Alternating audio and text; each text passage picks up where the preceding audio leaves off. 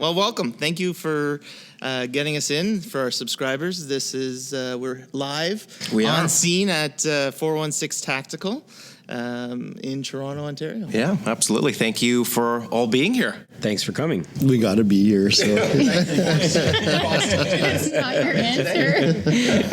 The coffee's been great. The facility is incredible. Amazing. Absolutely amazing. Yeah. So if you're in Toronto, come by, please sit down and have a Black Rifle. It was delicious, by the way. Yeah. Good choice on coffee companies for sure. Mm-hmm. Absolutely.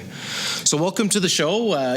Dave and I gave a rundown. We'd love to know how you guys all came together, where it all started. We understand we have both of you from a policing background. Todd, you're an experienced entrepreneur, and together you guys have built quite the story. So I don't know where we start. Where do we unravel? Well, let's start down the line. So we'll start with Dave, if you want to sort of just get into your background and maybe if it joins up into Nichelle. Do we have 2 hours or how much? I told you. Well, let's start off with how I met Todd. So I went and picked him up from prison. He was on parole. And got to help someone out, right? Okay, where do we start? I was a police officer for 15 years. Started in Halton Regional Police, transferred to York Regional Police. And from there, I worked in various positions: uniform, canine unit, drug unit, street crimes, all that stuff. And so I loved policing. Policing was a great job for me. It was something I always wanted to do since I was a kid. I loved the chase of catching the bad guy, hence why I was in canine. I loved working with a dog. My wife, so I met Nichelle on the job. She actually was on my shift when I was in uniform, and then we got kind of separated when I went to canine. She went to another unit as well, and but we were both police officers with York Regional Police, so that's where I met her. And she was doing fitness competitions, so I'll let her tell her whole story, whatever. But she was doing fitness competitions, and she's doing photo shoots. And I went to these photo shoots that we were paying for, and I was like, I can do that stuff. So oddly enough, what ended up happening is we had a computer purchase program at work at policing, and I said, I'm going to go buy a wicked camera. So I went to Henry's, and I said, I want to start taking pictures. Plug Henry. And I want to start taking pictures and stuff. And next thing you know, I don't know, the girl at the counter set me up with what I thought was a good camera. Bought it. It was a semi-pro camera, and started taking pictures with it, and I was horrible. So I've always taken pictures. I love taking pictures. I love that stuff. Taking photos of our feet and stuff. Oh, it was like terrible. Like I would shoot on automatic, and but yeah, no, it was on automatic, and I didn't know how to use anything, and I just shot with it and stuff, and it was terrible. My pictures were terrible, always blurry. I couldn't figure out why or how. And so fast forward a year passed, and the next computer purchase program came out, and me being stubborn as I am, I said, I'm going to go buy another camera, a better one. It's the camera's fault, not my fault. So that was only semi-pro. I want a pro camera. So I called my cousin who worked for a photography supply place, and I said, hey, I need lighting and stuff like that. No clue how to use strobe lighting. I've taken pictures, but I never used strobe lighting and stuff. And I was like, yeah, I need some strobe lighting and stuff like that. He's like, yeah, I'll put you in touch with my manager, and he gave me a bunch of lighting and stuff to purchase. So I bought that, and I bought a better camera, set it all up in my basement. Yeah, I'm going to make this wicked studio in my basement. I had an above ground basement. And so I set everything up, not knowing how to use any of it. And I told Nichelle to stand in front. I'm going to take a picture. And I took a picture. And it was Snow White. Like you couldn't even see her. It was all white. I'm like, okay, so that didn't work. But she was competing in a fitness competition, and we went to a show. And I had this big camera, and I looked like a photographer. And another guy there goes to, yeah. So another guy came there. He goes, "Oh, you're a photographer?" I said, "Well, I'm trying to be." I'm like, "Well, I'm trying to be, this and that." And he's like, "Oh, I'm shooting all these girls on Saturday. If you want to come to this shoot, and I'm a photographer and blah blah blah." So he was so nice. He was so nice. He was super nice. Great guy. And so I said, "Yeah, let's. I'll do it. Yeah, no problem. I know what I'm doing." and I really didn't know what I was doing. So here I am. This was now like, I don't know, like a Monday or Tuesday, and I had to be there Saturday to shoot, rent a studio and all sorts of stuff. And The panic set in. the panic set in. I'm Googling stuff. I'm YouTubing stuff. I went to Chapters, bought a bunch of books on photography. You should have done the ident course. I should have done the ident course, yeah. Well, I was asking people in ident too, and they're like, I don't know. And I asked other people, like there's other photographers on the job in policing. I would say, hey, I'm looking to do this. And people are giving me, just keep shooting, which in the end was real. Just keep shooting and you'll just get it. So I showed up to this shoot. There was like 6 girls that day. We rented a studio. I was going by what I had in this book, set up everything. And so I was shooting one way, he was shooting the other way. And I took the first couple pictures. I was like, oh shit, this actually turned out pretty good. Hold on. And so so now I'm shooting on manual and I'm playing with it. And so he comes by and he goes, oh shit, like your pictures are better than mine. And so and then I'm like, yeah, of course they are. Professional photographer. Here's my card. I don't know what I did, but yeah, it's perfect. No, but he was amazing. He was really nice. And so anyways, long story short, that's how it kind of took off. So I ended up shooting, and I kept shooting her. Obviously, I had a model all the time with me, so started shooting her. Then I started shooting friends. I kept taking pictures, and then it became a business. Now people started reaching out to me. Hey, I want. Well, then the whole Instagram thing had started, and I was like, "What's this Instagram thing?" Didn't really want it. We set it up, remember? And next thing you know, it started taking over, and it became an advertising. And next thing you know, I hooked up with magazines, and people wanted to shoot with me, and magazines started printing me, and I was like, oh crap, like this is actually a thing. And I was learning, just like everyone had told me, keep shooting. And it became almost a full-time job. So I ended up having to rent my own studio full-time. So I had my own studio while I was policing. And so it became a full-time job, literally. So I was carrying both jobs full-time. And I would see sometimes girls would come in. I started working with great makeup artists and stuff like that. And I created a business out of it. And girls would come in sometimes and they would look at themselves on the screen and they'd cry. Not because it was bad, but I knew that was coming. It's okay. No, they would cry because they're like, oh my God, I can't believe that's me. I have such beautiful makeup on. I look completely different. There's nice lighting on me, and so on and so forth. And it just made me feel so good inside. And so I'm like, wow, like this is like really cool. I love the feeling I get from this. So one day I went to work, and I was working in a property crime unit.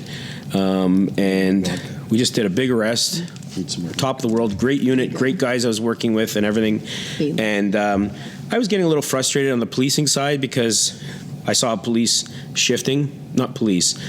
work shifting and where it was going and where it was heading. And I'm glad right now when I look at it, I'm like, wow, I'm glad I'm out of it.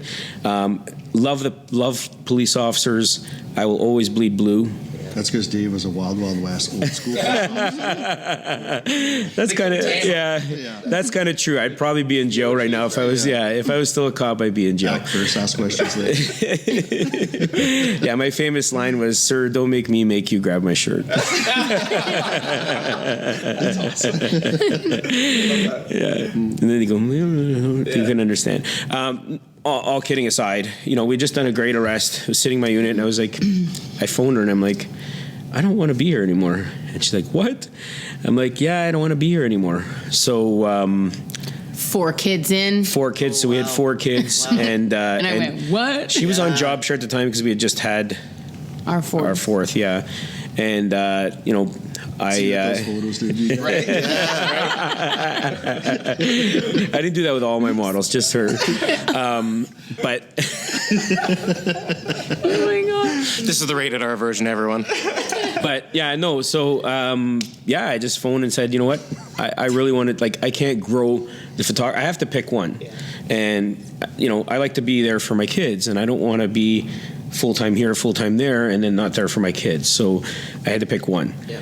And I felt photography made me feel better. I liked working for myself, and I felt I had achieved a lot as a photographer, but not my potential, because I was restricted from my other career. And so I had to pick. and vice versa. If I wanted to do better in policing, then I needed to get rid of photography. Right.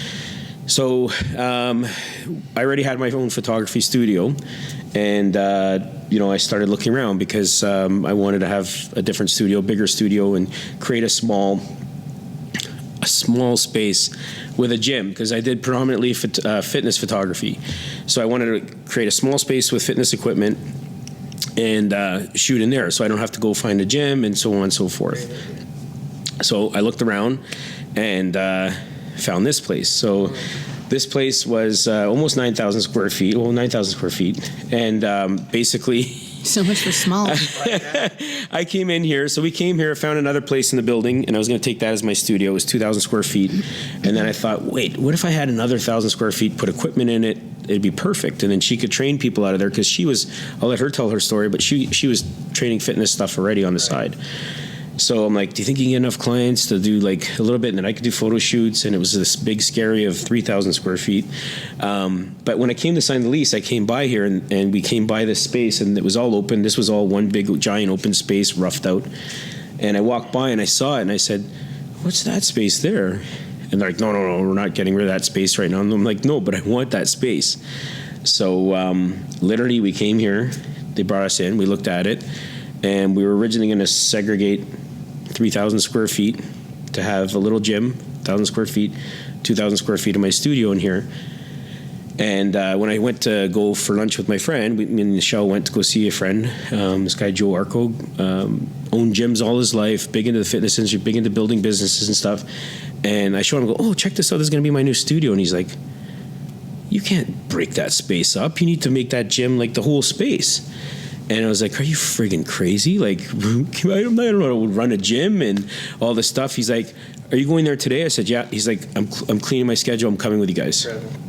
So he actually did that. And he came here with us, and we met our friend Vic, who owns the treadmill factory, because he was going to quote me on how much it would cost to like fill a little bit of equipment in here. Yeah. And then he came and did the same thing. So he did the same thing. He's like, no, you guys got to take this whole space. No pressure. And so, it was a win-win situation for him, because, he for our friend Vic, because, treadmill factory, I'd be using all these photos with his equipment. Right. At the same time, I'm promoting him, he's promoting me, and we were helping each other, and it just worked out great. So, we looked around this space, and they're like, okay, put this here, do this. And away we went. We literally built a gym and my studio there. And I just kept shooting and doing a lot of photography and traveling. And one thing I did in photography that I'm pretty proud of is I hustled. I hustled a lot. I did a lot of stuff for free to get my name out there. You still hustle. I still hustle, but I did a lot for free. I dug into stuff. I made the connections. I did a lot of networking. Right. And I find that's super important. And that kept me with an advantage, because I connected with all these magazines, and they all wanted to work with me because I made those network connections, right? And that put me... Nichelle's photos. But that's a common theme already on the show with our guests. It's the networking. Networking was huge. If you're not telling anybody what you're doing and you're not putting yourself out there, you become stagnant. 100%. You knocked on those doors and you weren't 100%. Right? So I just didn't take... that's never changed over the years is everyone who does shoot with you says the exact same thing. Like, oh my God, that was the best photo shoot I ever had because of their comfort level. Because he's very, what's it called, charismatic, and like. Of course. But he just makes you feel comfortable, and like every girl and guy will say that, right? And so you're just like. Just to touch on that, I'm not bragging in any way, but my whole thing is, I'm not conceited. I'm just the best. No, I'm kidding. All kidding aside.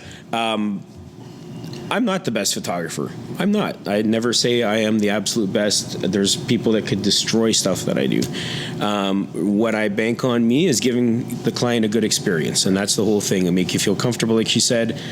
you're going to like your pictures, you're having a great experience, and not creepy, because that's a whole other other story on itself. You are who you are. You're authentic, and that's what we talk about that a lot. Being authentic to your customer, so they can actually see who you are. They're going to want to use you as a company. They're going to want to use you as a person, right?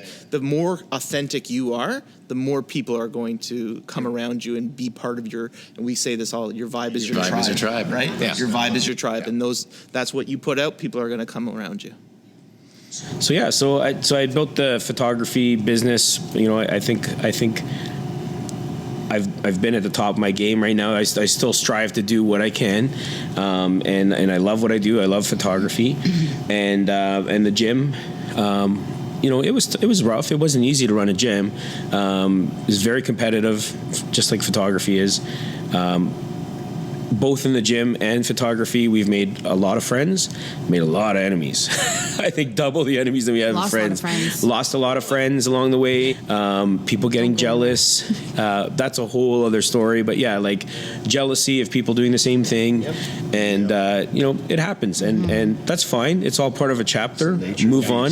Yeah. Our whole thing was, okay, yeah, that happened. That really sucks. It was a big lesson. Yep.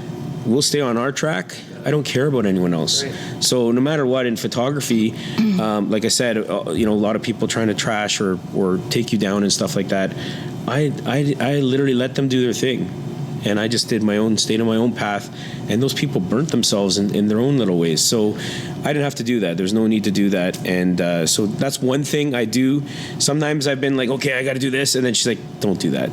So she's kind of my, the devil and the angel on the shoulder. There's always a devil on my shoulder. Because a screenshot. I have a bit of a, So I was like, their own character. 100%. But I like that what you were saying is you've lost people along the way, friends, associates, 100%. Stuff like that. But it wasn't detriment to your career. Right? Because you decided this is the path that you're going to go on. And if they don't want to come along on that path and enjoy the fruits of the labor, then go your own ways. And I learned along the way, some of those people doing the same profession were holding me back. Right. Mm-hmm. And for a reason. Right? So they made me believe that I was below them or holding me back. And once I was free of them, I was able to soar like a peacock. Finds its own level, right? Yeah. Like a peacock, I was flying. I like that. I like it. I found when we started doing this podcast and we left policing, we focused respectively on our business ventures, the same thing. That friend network circle, people not understanding what we were doing, and then they just would criticize and then disappear. And then we're like on our own island now, right? It's just never ending. Sure. But we keep pushing forward, and that's the key. Just like you. One thing that was funny, and I'll never forget this. So one time I was at work in policing, and I was in the lunchroom where I was on their annual recall, whatever. And I was in the lunchroom, and two guys that I knew, great guys, came in and they're like, where did you post on Facebook that you're in the lunchroom eating lunch? And I said, you guys are so stupid. You don't realize I don't like to be like, oh, I'm doing this. That's my marketing. That's what I do. I create marketing on social media. I use it as a tool. And they just laughed. They thought it was hilarious, and it was kind of like I'm narcissistic. Like I'm doing that, right? But then they came to my retirement or my goodbye party, and they're like, "Shit! I remember you told us that this was your business. Now you actually left policing because of it." So yeah, a lot of hard work and so on and so forth. And we built the gym. It was a lot of work to build the gym. A lot of work to sustain the gym.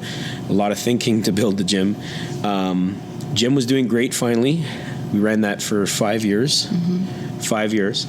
And last January, we went away to Punta Cana as a family, came back, COVID. Right. And all of a sudden, gym has to shut down. So we shut down for quite a while. Well, what ended up happening is a lot of our members ended up getting home gyms, and, motivation's gone. We were doing great. We could finally go away on vacation, leave the gym to run itself, and then all of a sudden, boom, we hit a block, right? So gym was closed. I was still doing photography when I could. Not so much in Ontario, so I was traveling. I was doing a contest across Canada, and I ended up in Saskatoon in August.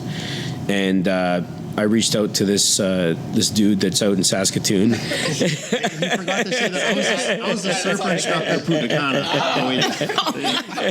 He was the what? The surfer instructor at Punta Cana. And there was like couples retreats.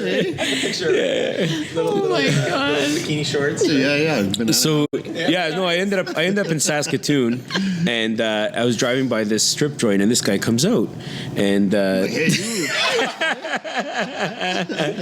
no, I knew Todd. All kidding aside, I knew Todd from before, and I went to go Saskatoon. I was shooting in Saskatoon, and I went to go shoot some stuff for him while I was there in his store, and I walked into his tactical store. And he owns a tactical store. He'll tell you all the stuff he owns. Plug. But 306. Take 2 hours. See, I told you. But anyways, 306 Tactical. I go into 306 Tactical. I'm relaying all the groundwork for you guys. True. Walk into 306 Tactical, and I went, oh shit, this is cool. I felt like a kid in a candy store. I'm like, because I told you, you never stop bleeding blue, right? And I still love police stuff and law enforcement stuff and all that stuff. And walk around in a store, I'm like, this is cool. Like everything back in Toronto is like a Army surplus store, and it's shitty. And so I was like, this is cool. It's like a fun environment. Says, do you ever think of doing this in Toronto? And he's like, well, I'd love to, but I don't know Toronto. And I actually didn't know he'd never actually been to Toronto. Wow. So I'm just flying through and staying at the Sheraton on a layover kind of thing, and then right back out again. Yeah. literally, he would fart and then take off. No, seriously. But so I said that to him, and he's like, We had to tell him, Dave, you're here to do a photo shoot. Put that 511 backpack down. So anyways, I came back. That was around August. I came back. We were still closed here. And then we opened for like a month, and then they shut us back down. We had Doug Ford here. I had the premiere here. She did a viral video on Instagram. Lots of momentum from people, getting people here and support, tons of support. Doug Ford came here, the premier, and he was looking around. He's like, oh my God, you guys have so many great restrictions and safety precautions in place. I don't understand why you're shut down. So we're looking and going, he's like, no, he's like, well, the chief medical officer, even if I open this up for you right now, the chief medical officer will shut you down right away. So in a way, I like all kidding aside about the premier, I truly don't believe was his fault. He was being pushed and so on and so forth, but that's a whole, that's a whole other podcast. Anyways, that's a whole other podcast. Political topics. But that being said, we had to shut down. So we shut down again, and we're doing some calculations. We're like, holy shit, like this is going to take forever to recover. Even if they open us up, we're going to have precautions, which limits us. Mm-hmm. And there's a whole bunch of precautions, like different things that's going to hold us back. This is going to take a long time to recover. And the lease is coming back up. Do we renew? Do we not? Do we get stuck in a lease and, worry about this and that? And there's a little bit of help, but the help is loans. And it was just a big kerfuffle. So I reached out to Todd and I said, hey, we're considering selling the gym or closing the gym. And I said, do you ever think of doing what we said in Toronto? He's like, yeah, I'll come down. So he came down, he looked at the space.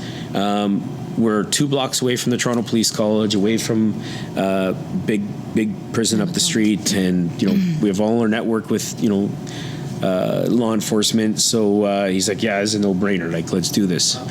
And so we started selling the equipment. The gym equipment. We did an online auction on Instagram, sold it all, which was pretty quick and pretty good. The timing was good. They were dying. One barbell sold for like $500. Yeah, it was insane. Yeah, had we known, people we were would have fighting sold over everything. stuff. We would have sold. We gave a lot of the trainers like first dibs and didn't even think about it. And then we put it online, and it went crazy. So stupid not to have sold everything that way. So I think what an incredible moment here is that the pivot that you guys took, recognizing that things aren't coming back up, you made a change. I want to dive back quickly though, the feelings. You leave policing, it was probably very unnerving, and then you're in a gym, and then the gym's like, well, we can't stay open, we got to pivot. Like, what were those feelings like? So that was a big one. So the business, right? The business world. So right? I only had a little bit of experience doing business with my photography on the side, but so I was typing up my resignation. I was done. I'm done. I knew it was 100% guaranteed I'm doing this. Nichelle's plan was stay on job share, help out with the gym side, and so on and so forth. So that's a career. I can't ever say you need to leave policing. Right. She worked her ass off to get there, so I'm not going to tell her to do that. So I literally went to I went to go type my resignation. I went to go type my resignation, and she walks up to me and says, change the name on the resignation to my name. And I was sitting on my computer, and I looked up. I said, what? And she's like, change the name to my name on there too. And hit send quick. Before I change my mind. That's exactly what she said. And it's like, shit, are you serious? We have 4 kids and blah, blah, blah. She was already doing, I'll let her tell her story, but she was already doing online business and stuff. If I ever get around to it. Yeah, we're going to run out of time. Not enough tape here. So I'm kidding. But anyways, she was doing her own business, and I knew, like, I was confident she would do it, but it's pretty scary. We have 4 kids. We have benefits. We have a pension. We have this, and this, a house, mortgage, kids, and pets, and all sorts of stuff. So anyways, I did it. We put in the resignation, and we both quit. And if people ask me, how does that feel? Because I have to say, since I quit, I've had, like, not hundreds, I've had a lot of police officers reach out to me. Hey, I want to leave. I want to quit. How did you do it? Yes. How did you feel? How are you worried? Like, and I get a lot of questions. So many people. As much as I miss all my old co-workers, and I miss the law enforcement field, so many of them are coming to me asking how I did it, because they want to do the same now. Right. We've had the same. Yeah, we've had the same. It's that scary feeling, because now you're going from something, that cushy, every 2 weeks paycheck, pension. You know your pension, you know your benefits are coming in, you're safe. It is a safe position to be in. And now you're just like, what the fuck do I do? I can walk in. Exactly. I can walk in right now into a knife into my eye and never use my eye again. Right. And now I can't do pictures again. Yeah. I know that's a gruesome. But is it the left eye or the right eye? So that was all okay. That was exaggerated, but really, realistically, what if I fall and hurt myself, or I get my eye? If I was a cop, I would get benefits and get blah blah blah, and or disability or whatever. But now. No, if I don't work, I don't get paid. Right. So that's super scary, really scary. But you have to push that aside, and I think you don't care about that. It's like, okay, I don't care. I'm gonna make it. I'm gonna do this. Mm-hmm. I'm gonna do this. And yeah, your lease is this much per month, and I don't care. I'm gonna make it. There's no choice. Yeah. That's the mindset. There's no choice, right? There's no choice. Failure's not an option. Right? Yeah. It's not an option. It's going to be hard. Yeah, it's going to be hard as fuck. Sorry, but no, it's good. It's going to be. No, we're good with that. We clock around. Explicit button before we post it, so we're good. Okay. No, it's going to be. Is it going to be easy? No way. It's not. There's not a day. I come to work here every day. All of us. And there's a million fires to put out. I'm like, I'm going to do this today. Like, I'm going to do a podcast today. I'm surprised, like, something hasn't come through already. Dave, freaking out, because every day there's something that, you got to put out this way or do this. I can't, figure out what to do. Yeah, everything's on you. Yeah. So yeah, it's hard, but it's rewarding. And I don't have anyone telling me what to do. If I want to close right now, I'll close right now. Right. If I want to open till midnight, I'll open till midnight. There's no one telling us what to do here, and I love that flexibility. So, yeah, that's kind of what happened, and we ended up building the building. That was scary, because this section is 7,000 square feet that we built into a store. And like for a retail store, that's the biggest tactical store, I would say, in Canada, retail space wise. In Canada. I've been to a lot of. I've been to a lot of places, and this is impressive. It is. Like you said, that Army surplus field. That was it. In my 13 years in policing, that was like every uniform, equipment, tactical store you went into. It was just like a closet of dust. That's right, 100%. Here, it's unbelievable. So our idea here was to create like we want to be like the Sport Check of, like, when you, I'm not to plug Sport Check, but when you walk into Sport Check, there's displays and stuff like that, or the SHOT Show in Vegas. When you go there, it's not just a display like, hey, buy these gloves. It's like a display, its own booth, right? And we wanted to do that with all our vendors. So we're slowly doing that with all our vendors. And that was our idea here when we built this, was not to build an army surplus store, but to change and disrupt. The word disrupt. Disrupt the tactical environment. So with that, and we have done that, we have disrupted, and I'm not being conceited, but we have disrupted the tactical world, and that's obvious because we've had a lot of pushback from competitors, and It means so you're what? doing something right. Yeah. It really does. It means you're doing something right. And in the end, it's just like, I don't care. Yeah. Like, Same thing. have your stay in opinion, lane. same thing, Keep stay in your working. lane. And I've actually told them, stay in your lane, do what you got to do. Right. If you're going to be insecure, then you shouldn't be in business. There's lots of customers for everyone. Hey, we might have something here that they don't have there. They may have something that we don't have here, and vice versa. And why don't we work together and say, I don't have this here, but you can go up the street to this guy and he'll have it, Yeah, we piss and off. so on and so forth. So. I've been to Rhymes of 511 practical store in product, California.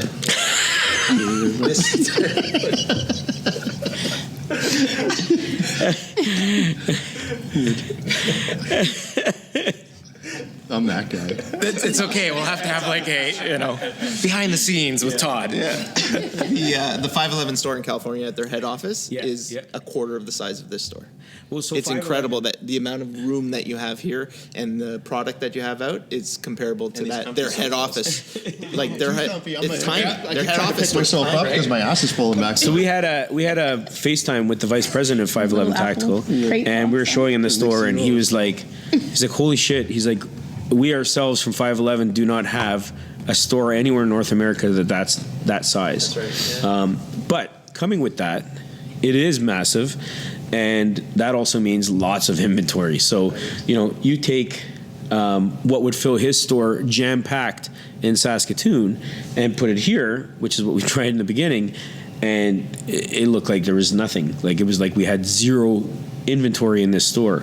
So with the territory of having a big store comes the territory of having a lot of inventory, and that's the balance we're trying to find right now, is filling the store.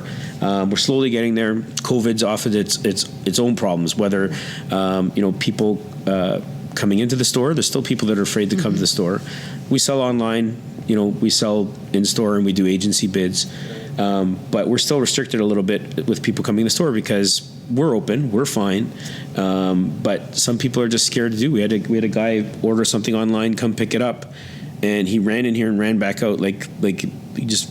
Like someone was crazy. It was like, I need to come in there, grab it, and go out. Like, and I'm like, I'm fine with that. If that's what you do, that's what you do. Yeah. That restricts you too, right?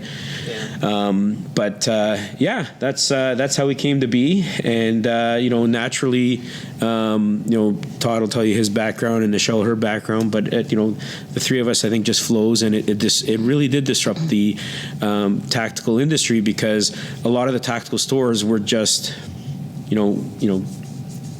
a paramedic, or not just a paramedic. Paramedics are great, but was it? They're better than firefighters.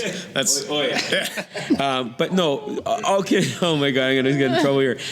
No, nothing wrong with paramedics. I love paramedics. Super love paramedics. But no one really comes from a policing background in a lot of these stores. Right. So, a lot of this stuff we've used or tried or tested and said, this works, this doesn't work. Or when people come in, and the majority, I would say, are law enforcement, when they come in and they're looking for something, we have that extra, I know what that works, and I know how that works, and this I used to love. And, maybe I've been out of the game for 6 years, yes, but I have still 15 years of that experience doing other stuff, and I could look at a product and go, yeah, that would work, or that wouldn't work. But also that connection. When they come in, they're not just talking to a warm body behind the counter. They're talking to somebody who's walk the walk, talk the talk. So yeah, and that's it. Amazing. That's a nice outro. That's that's an incredible story. We talk a lot about the TSN turning points in life, right? It's that point where you've just turned that switch and you're like, okay, I'm going to go this direction, and it's like a light bulb went on your head. And we heard that along the way, which is an amazing story. It's good that you built this beautiful place. And you didn't hesitate. And for the listeners, you have to keep pushing forward. Like Todd said, stay in the lane. I'm doing my thing. Get out of the way. Like, we're going.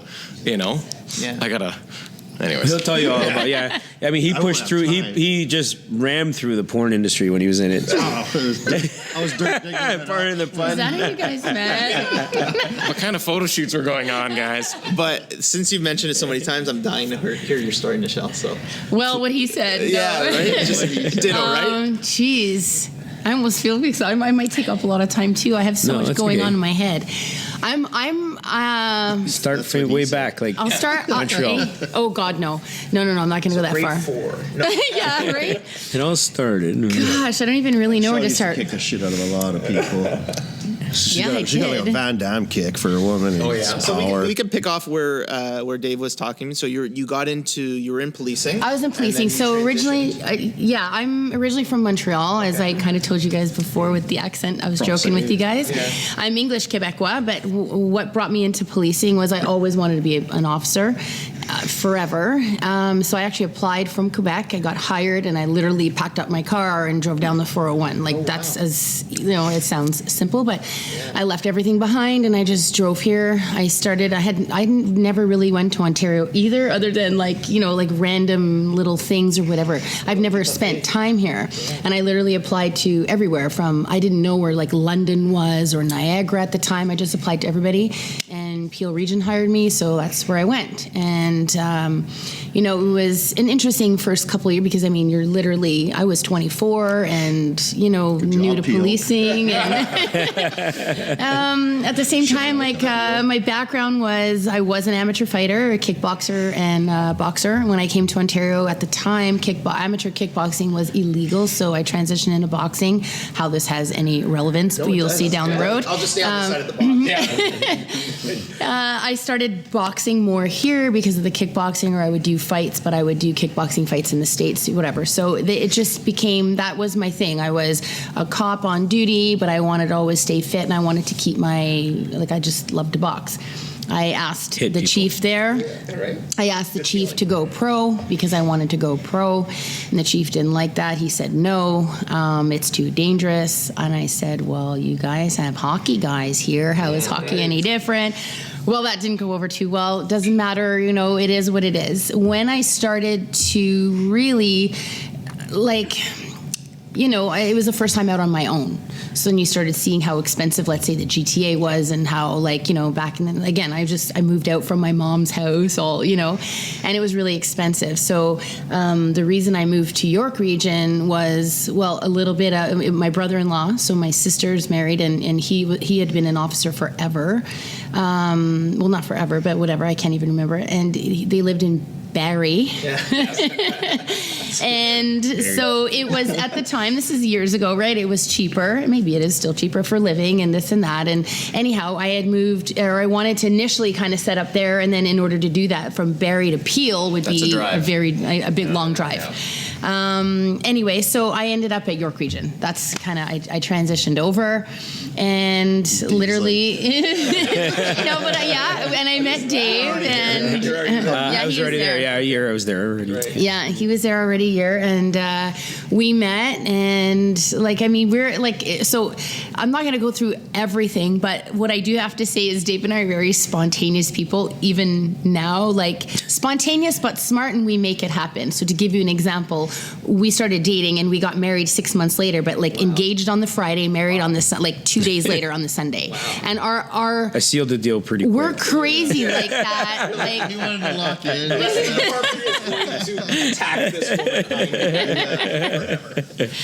No, but the spontaneity, But with that, it was funny because we dated. We were seeing each other. Sorry to cut. But it was funny because we dated for a little bit, and no one knew in our shift because we would get in trouble. Not in trouble, but it would just cause problem.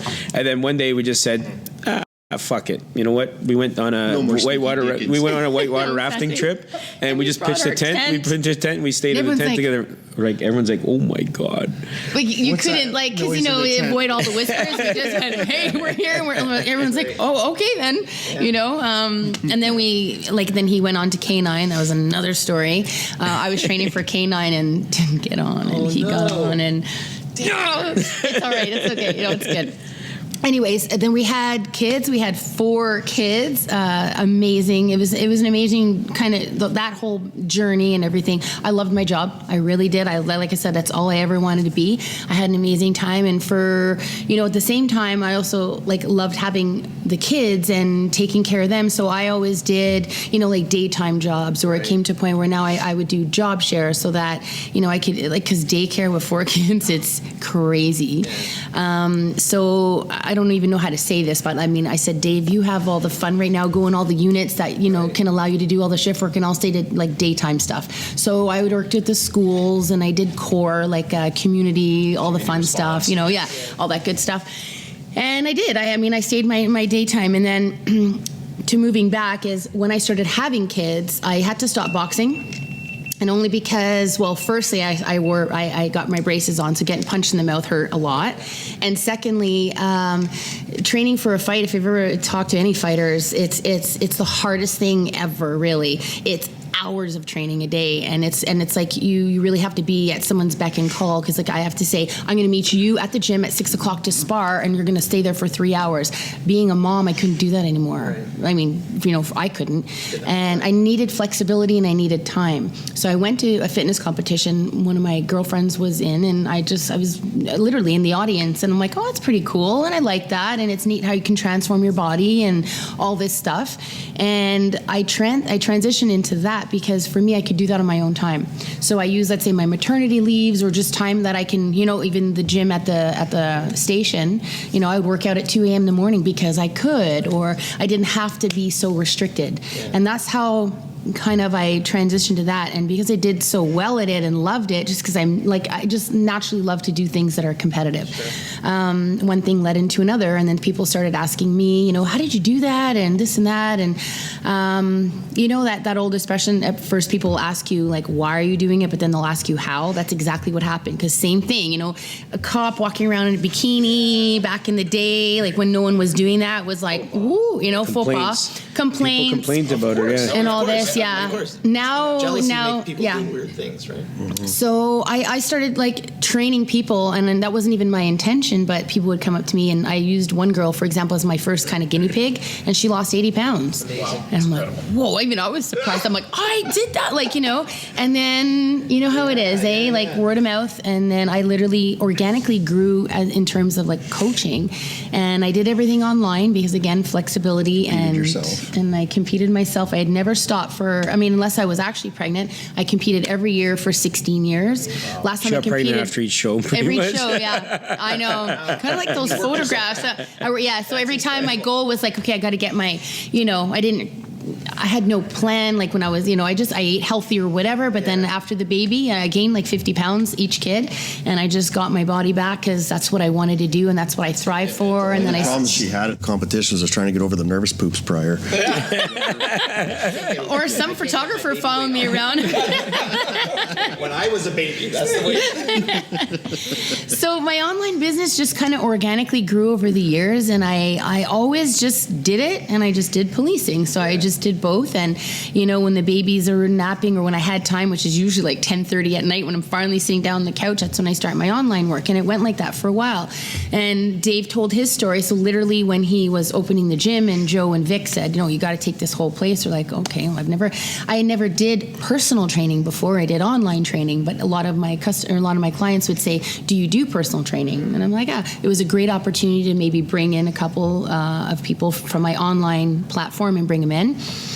But then we opened up, and I figured, holy shit, how am I going to do? How can I do this for kids and a career? Right. And it was literally that moment where I didn't even tell anybody myself. I just said, change the name in Dave's letter.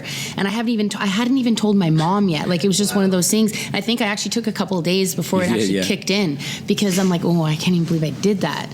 But with anything, we're going to have to make this work. And then you don't have a choice. I don't have a choice. I have 4 kids. We have a business, and I had no idea how to run a business, like a brick and mortar business. So I just kind of ran with it, and I continued everything. And I have to say the transition, looking back, actually, because it's always, hindsight's 20/20. It was a real struggle the last 5 years. Like it was really hard. It got me out of the comfort zone. But as they say, you know, without That's where you learn. right, That's where you learn. TikTok famous now too, you guys. Oh, yeah? Yeah, now I am. It was really hard, and there was just, whatever. It's growth, it's change, and everything else. But to have a spouse on the same page, because we run into couples who one's not there, the other one's there, and then it just collapses the goal and the ambition and of we've what you want always to do. worked well together, always, and we always work together no matter what we do. Like even photography, we do our packages together. Where I help, you know, design a workout. He shoots it, this, or at the gym, he was always there. Like I kind of ran the programs, did the classes, but he was always there, you know, to deal with like landlord craziness or you know just the fires. So it worked. It was great until COVID, and COVID really like personally hit me hard because like I just can't want to do this. But for me, this was my sanctuary. Yeah. And those like still the rings up. Those were boxing bags, and to me, like I'll always bleed blue, but I'll also always bleed boxing. And those chains right there signify something for me personally. Yeah. We'll never take them down.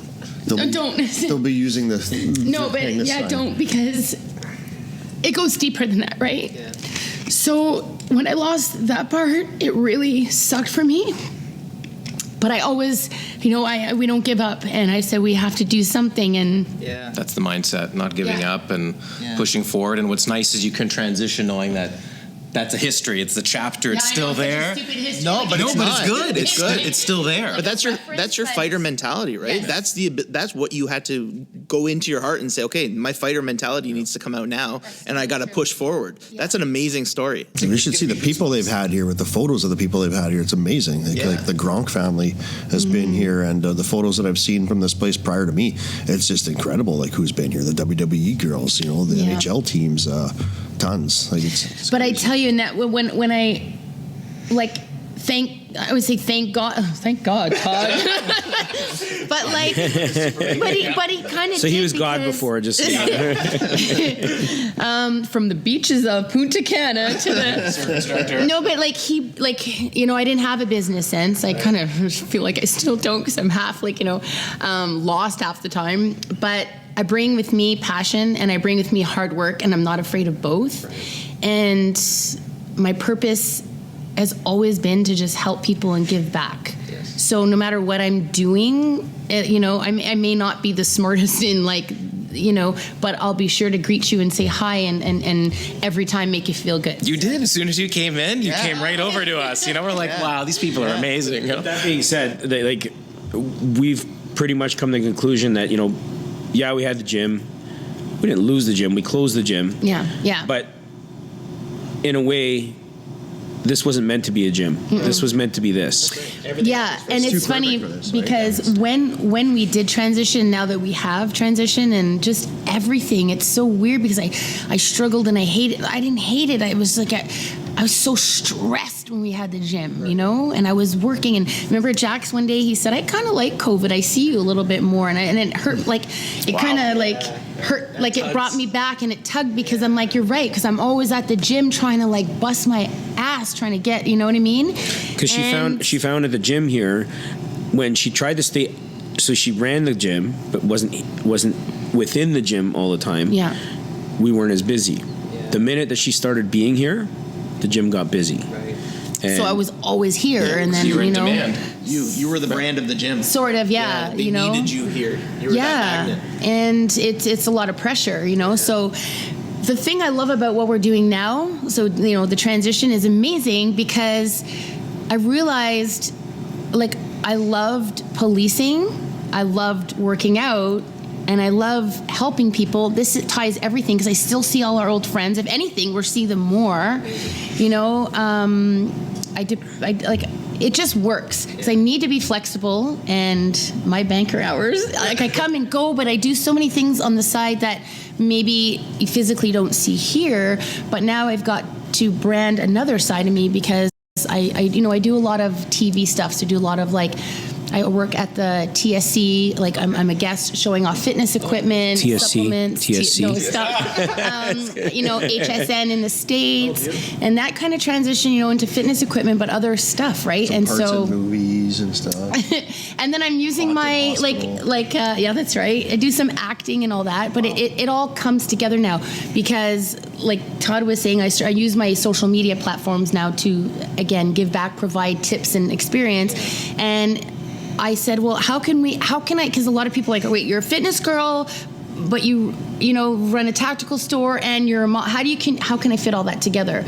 So what I did was I started my TikTok account, and I got to kind of put everything together. So I provide safety tips as a, ex-cop. Here are some safety tips, whatever, and some self-defense. I'm using my, background fighting and his judo experience. He's got 30, and then he used to teach just being an officer, but he also used to teach like a rape prevention. So we have a lot of neat things that we could bring collectively together and not just, sell tactical gear. She's got videos that even uploaded on Facebook that have over 110,000 shares.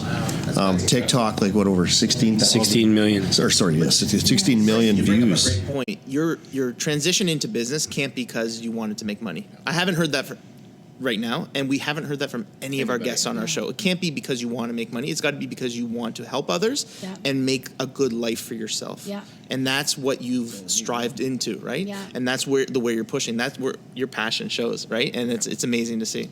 Thanks. A lot of people too, when we close, like, are you coming back? Are you coming back? And we thought about it for a second, and then we realized how much working for yourself is just so rewarding, and in policing, and I did help people, but it feels like I'm helping a lot more people on this side. Like I did, I just did a big seminar on over 130 law enforcement, officers, civilians, and I was teaching my story, female. So, and it's just everyone's just in awe, and I'm like, because you can see the difference. Yeah. In policing, you don't. It's it's a product. You have to do it, then it's transitioned to the next person. That's it. It's boxed, and you never see them again. I used to do boot camps across Canada, and we used to sit there, and I used to share my story, and just it's just connecting, networking, making those connections that last longer than anyone in policing could do, at your calls, don't get me wrong, I made some, I connected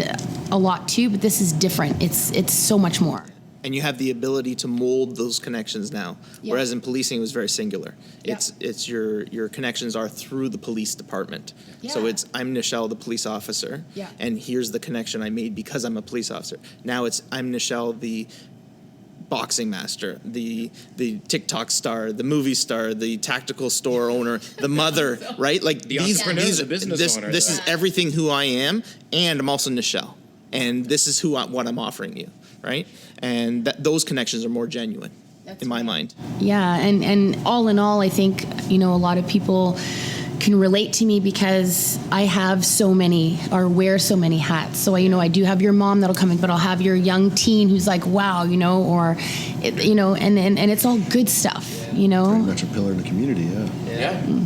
That's amazing. So Great story. Sorry, I got emotional there. No, that's okay. I love that because it's organic. It's real. It's you. Passion, right?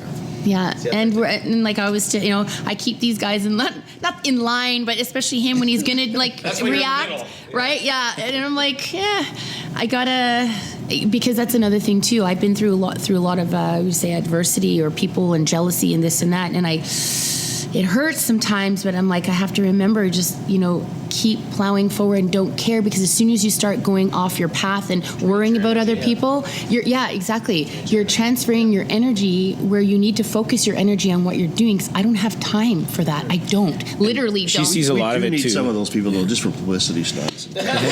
But she does deal with a lot too, especially with TikTok. People hiding behind a keyboard, obviously, whatever. oh, you could never do that, and that'll never Instagram, happen. look And at that. Instagram people going, well, there's no backup plan to do this. Well, yeah, this is a 15-second video giving you an idea of what to do to defend yourself. It's not an everyone's an instructional expert, course right? for months, right?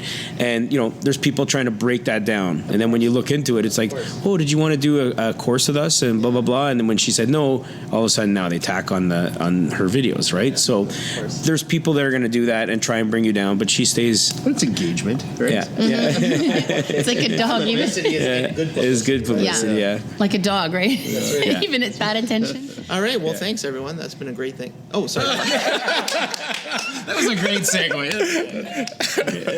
Todd, tell us, I please. don't know how much time we have or where do we start? We got some good time. Start when they used to call you Dirt Diggler. Oh, Dirk Diggler. I want to hear the banana hammock Punta Cana stories. Where he picked you up from jail. Oh, God, I don't know how far to go back. But, okay, so let's go back. Doughboys. Really? Yeah. Okay, first business then, 18 years old, I owned a pizza place. Wow. Yeah, it was called Little Doughboys, Saskatoon, Saskatchewan. That's where I'm born and raised. Had that for 2 years. Holy shit, was that a lot of work. You never realize how, but I mean, that was a life experience. You can't get that in the classroom. Because in pizza places, you're open every day except for Christmas Day, and you're open till like 2 a.m. And then you're back there in the morning doing your thing. And we're not like Domino's Pizza where we get the dough brought in on a semi-truck. Like we're panning that stuff out ourselves, right? I had a lot of Greek buddies back home, so we're using their dad's dough mixer in their restaurant kitchen right off the bat, and. So yeah, it was a 2-year experience doing a pizza place. I was just, it took probably 5 years off my lifespan just running that thing, being open those hours, and because you can't afford to have a whole big fleet of staff. It turned out to be like a hangout place too. The younger guys and all the guys my age back then too. They just, Todd's got a pizza place. Let's just hang the fuck out there, right? Yeah. Since we dropped the F-bomb. I'm thinking how many times you're gonna have to beep this guy. You're gonna be like, so that was my first venture, and then I got into security. I was going to be a cop. I had 2 uncles that were cops on my mom's side, and I was going to do that. So I got a job doing private investigations at a firm called Backtrack Investigations in Saskatoon. Started doing some real kick-ass cases there. Some cases that actually hit the media, that put me on the map. I started making some real good money. I was a supervisor there at the age of 22.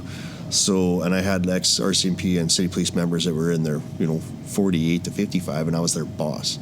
So That's great. I started making some good money, taking on, and then I was selective on the cases I would take, and it was just the niche I had for it. I was super good. I had good training. I was able to follow people, and I was 101 Sneaky Dickens, man. I was the best peekaboo artist back in the day. He still does. He follows people. I still have an investigation firm. Like, look at this. I'm like, what are you doing looking at that person? Yeah. So yeah, I have an investigation firm currently still. I can get back into that, but yeah. So I started doing that back when I was, like I said, 21 to probably 24. I got really good at it. Started making good money. So I kind of put the police career aside because I started making almost $100,000 at the age of 23, 24, and to be in the police force and start doing that. Getting there, being plain clothes in the car, doing surveillance, playing video games while watching another camera. It would have taken me years to probably get into that division to make that money, yada, yada, yada. So the police kind of got put aside. So then what I did from there is I opened up my own investigation firm called Saskatoon Private Investigations, which still exists today. That was created in 2003. I have a really good team of staff that are guys that do investigations. They're ex-RCMP, DEA, city police officers and whatnot. So they're kind of, I don't have to do the peekaboo in the surveillance van and follow people anymore. But hey, at least nowadays the lights will tell the low time down when it's going to turn red and whatnot. Back in the day, you just kind of look to see, and you got to scoot through the yellow and close that gap in time. But it's a lot easier nowadays, especially with the technology and the surveillance equipment. Like a drone, we didn't have no drones back then, right? Like we're going back to the 50s, you guys. No, just kidding. Just kidding. I'm thinking of like people are going to be like, how far back? So then I opened up Saskatoon Privations in 2003, and then we thought, it was holding its own, but it wasn't busy. The money would come in spurts. You get a big case, boom, and then all of a sudden be nothing for a while. There was like spring fever always would happen. There would be like the cheaters or the spousal infidelity. Most of our cases were child custody cases for law firms, so it was pretty tied into the local law firms. But then we thought, what else can we do for revenue just on the side? So we became a course provider for the government teaching security guard course for Sask Justice. Hand in hand, right?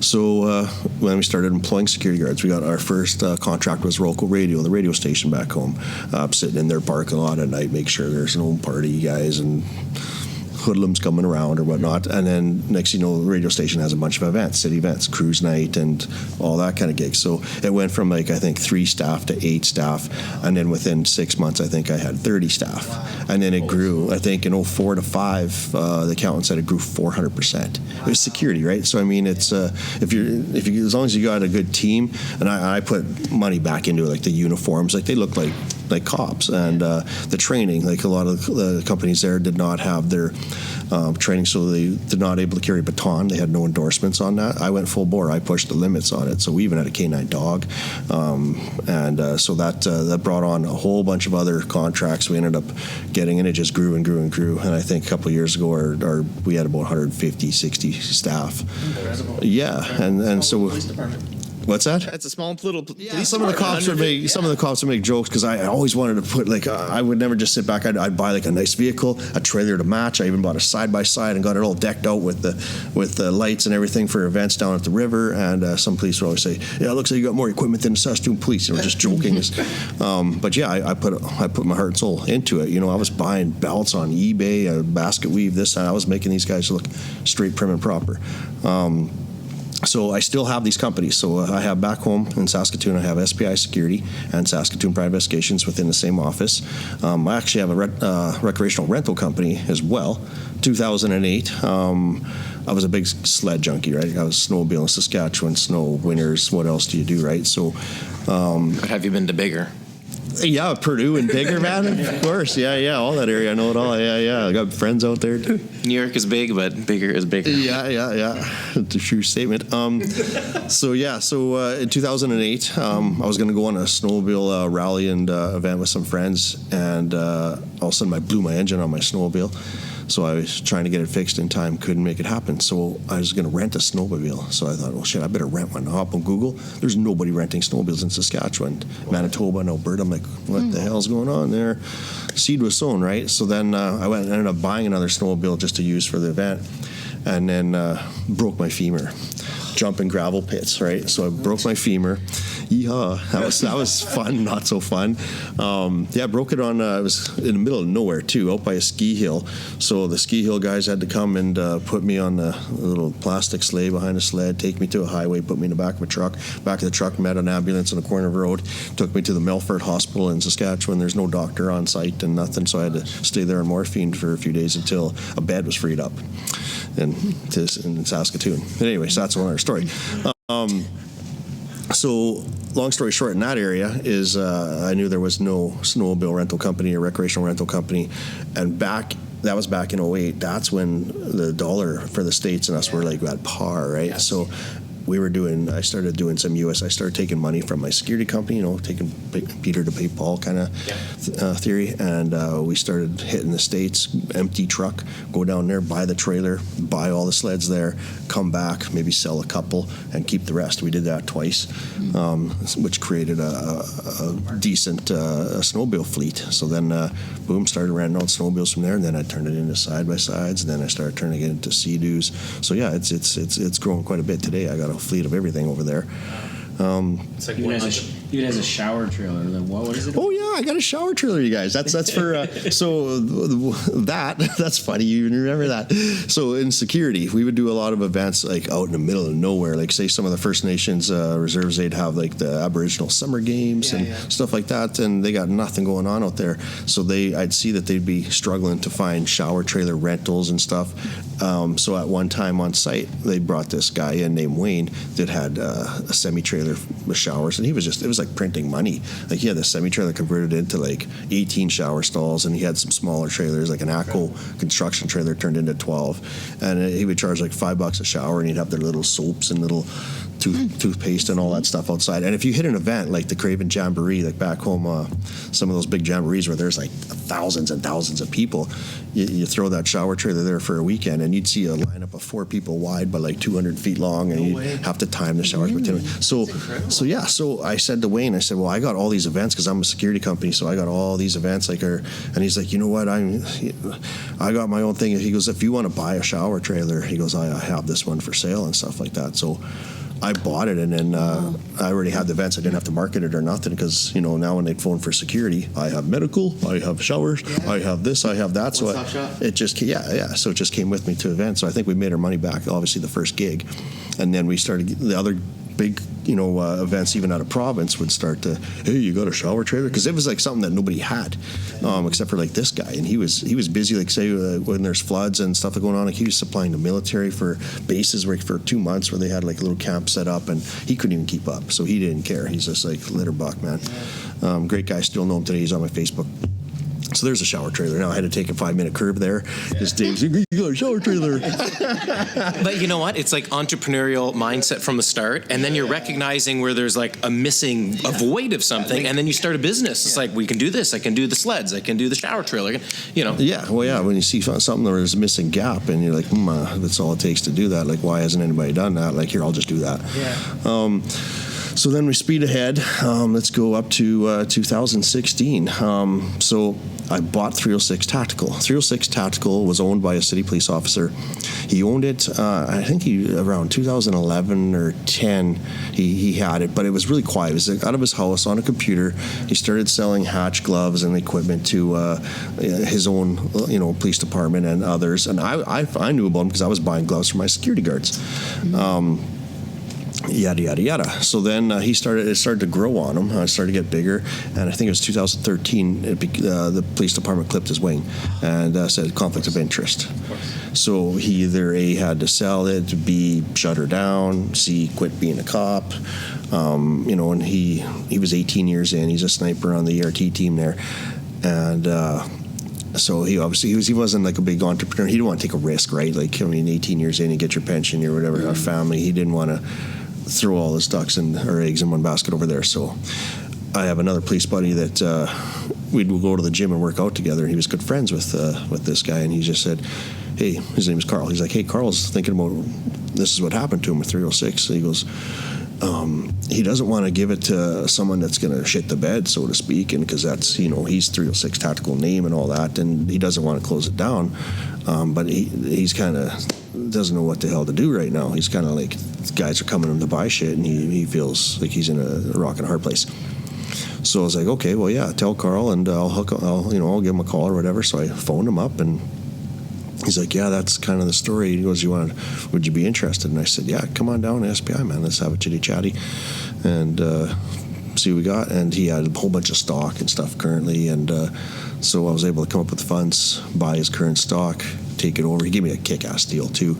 And so 2016, 306 Tactical launched. And we were able to do a lot more because he was out of a computer in his home. So you won't be able to get a lot of dealers, like a lot of reps, like say Under Armour, for example. You can't operate out of a house on a computer. They fly the rep down, check out your square footage of your store to make sure you got storefront, yada, yada, yada, all these criteria. So some of the reps came down, checked it out. Yeah, you're legit. You got a store. You got storefront. So now I was able to become a dealer of a lot more products that he had currently. And then what really helped launch was every year there's a big conference in Vegas, the SHOT Show. Yes. Huge. It's like the SEMA of cars for law enforcement. And I have a staff of girls, that dressed them up in tactical gear, took them down there, and it was a hit. Like, we went to the SHOT Show. We lined up meetings with, products that we wanted to sell that, maybe we wouldn't be able to become a dealer of anytime soon, or yada, yada, yada. So we kind of mapped out logistically and targeted certain meetings at certain times to go meet these people. Went down there and hit it off. We got to meet the who's who in the industry. Like, we were hanging out with FBI, CIA, Chicago PD, Miami PD, LAPD, and find out what they wear and what they do. And, so we came back with, like, we want this flashlight, we want this. And then we just basically stack our product line because we only have 3,000 square feet back home, not like 7 here. So, like, for boots, for example, like, maybe 5 suppliers, our boot section would be full at the most, right? So we had to, pick the best of the best that we thought and that we got feedback from. So boom, went to SHOT Show, came back, stuff that you weren't supposed to be able to get for 3 to 6 months, and then whatever we were ordering and had the next week, and it was boom, we became popular at the SHOT Show.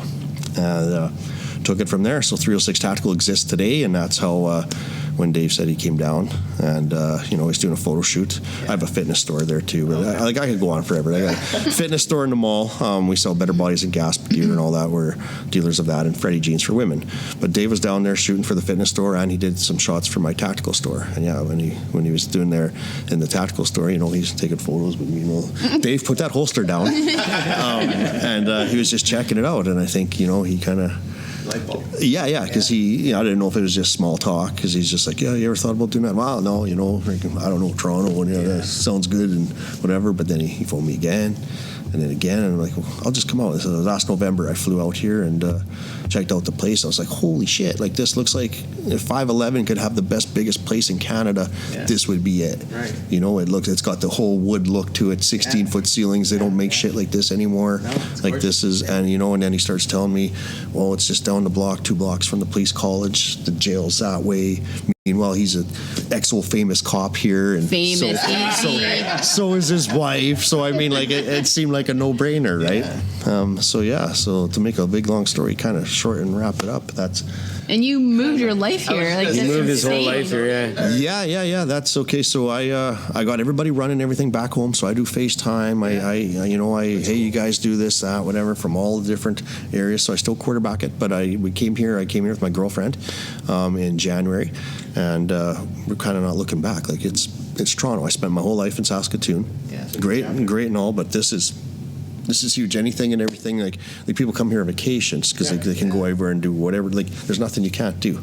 I love it here. Like, first got a boat immediately. Like, it's big water here. Like, everybody back home has these little wake setters and these Malibus, and they go to this place called Blackstrap. That's a man-made lake, and it's just congested and it's shitty. Here it's like ocean. You look out there, and it's like even on a big boat that's over 30 feet, you feel like Gilligan out there. You could get capsized at any time, and you could be in Winnipeg going to Polo Park Mall, like, whoa, the big mall, What, for the three of you as we close off, what is the advice you could give the entrepreneurs in our listening audience? There are some who have made the transition and are taking on bigger strategies, or some that are afraid to leave but just need that nudge. What's that mindset, that making waves mindset, that you can give them as a little takeaway? Maybe just a quick something from each of you. Keep your head up, and always, failure's not an option. People will get like, oh, I can't, this, that, whatever. But I mean, you know what? I'm sure you'll have that moment, but just shift. And what you turn that into something that's okay. So if it's not working, then this is the fix. This is the proactive measures to take as a result. But yeah, and I mean, it's not for everybody. Like, some people, a lot of people are leaders and a lot of people are followers. So, I mean, I always said, throw me to the wolves, I'll come back leading the pack. Yeah. You got to have that kind of mentality, and you got to be that alpha, and that's what you got to do. Yeah, it's like your fighter mindset you said before. Yeah. And you also come from, you didn't mention that, but his fighting background. It says a lot. My dad was the head of the judo club in Saskatoon. I got a couple uncles that are black belts. The whole family was a judo family. I competed nationally, and I was a sponsored athlete. He's also equivalent to black belt in ballet. He didn't. No, it's tap dancing. Tap dancing. Learn to dance. I can do river dancing. Yeah, the river dance. I could show you everything. You didn't tell them about Trailer Park Boys when you were on. Oh yeah, Julian from Trailer Park Boys. Yes, you're just missing your. We're cousins, man. If I had a rum and coke right now, and I got a black shirt on. Yeah, I leaned up a little bit, and I'm shorter now. Yeah. What did you? I don't know. I don't really know. There's so much to say, like, in terms of, because I've learned so much. But I think the whole, get comfortable with feeling uncomfortable. Does that make sense? Like, because get out of that comfort zone. Yes. Every day is a different journey, and that's the great thing about it. Don't be a chicken shit. Right. Yeah, and just, tackle it like head on, and don't be afraid, and because fear does stop a lot of people. And I think if you just jump and find your wings along the way, you have no choice, because if, you know what I mean, you don't have a choice to find it. And I think fear does stop a lot of people. It does. Mm-hmm. And I don't know, I've always been like, just do it and just go with it, I don't know. You're on a game show and there's $1 million prize at the end, and you can't fold. Yeah. Hey? Mm-hmm, mm-hmm. Yeah, we're the biggest naysayers in our own lives. Yeah. Right? We're stopping ourselves from moving forward. We always say no, what if, right? But once you know that the what if is just a what if, then you move forward. Yeah, and put yourself in that circle of people, like they say, if you're the richest one in the circle, you're in the wrong circle. Yep. And show me your friends and I'll tell you your future. All those ones. Dave? Me, if you got about 40 minutes, no, I'm just kidding. Oh my God. Just kidding. No, he's not. No. All kidding aside, my thing is hustle. Yeah. Whoever hustles wins, and it doesn't matter if you fail, because you're going to fail. That's you're going to fail. You might not fail all the way, but you may fail on certain things. You may fail on everything, but it doesn't mean you can't rebuild what you just failed at, and rebuild it better. So to me, hustle trumps everything. Mm-hmm. You can't get anywhere without that hustle. Amazing. And no regrets. No regrets. I said that in my speech the other day. No regrets. Take it as a learning experience and just learn from it, right? Everything happens for a reason. Yeah, it really does. And even when you don't think about it at the time, and I always say that, I'm like, don't worry, there must be a lesson here, because it's not, how many times we said, who's testing us? Like, what did we do? And it's not. It's just like, keep plowing through and just don't regret it. Because, you can take all those experiences and move forward with so much knowledge that you get to share with everybody else afterwards. Yeah. Amazing. Well, on behalf of Dave and I, if you find yourself in the big city of Toronto, come on down to 416 Tactical, an incredible store, and we'd like to thank the three of you for your time. Yeah. It's been just before we go, where can we find everyone? So where can they reach, other than coming down to the store and see you in person? But how do they reach out to you? So Dave? Well, I was going to say for Todd, if you look up Hairy Legs, he's got a Hairy Legs website too. He didn't tell you about that one. Now it's taken down. I'm photography, DaveLoss.com, Instagram, Dave_Loss, or 416tactical.com, or 416 Tactical Supply on Instagram, Shittersfull.ca, TikTok, and that's it. Yeah, in the show. 416 Tactical, obviously. NichelleLoss.com. I keep it super simple, first and last name. And anywhere else on social media platforms, it's always my first name and last name to keep it super simple. Especially on TikTok. Check her out on TikTok. Yeah. Definitely TikTok, you guys. She's hitting it. She's killing I it. got to get 1 million. I want to get 1 million. I'm almost there. She's almost at 1 million followers. It'll be 2 million soon. Don't worry. Awesome. Go ahead, Todd. Where to find me? Yeah. First name, Todd, Todd. Last name is HRABOK. Online and the store, all the social media. You can get me anywhere. Amazing. Yeah. Well, thank you very much. Thanks so much. It's been fun. Thank you. A pleasure.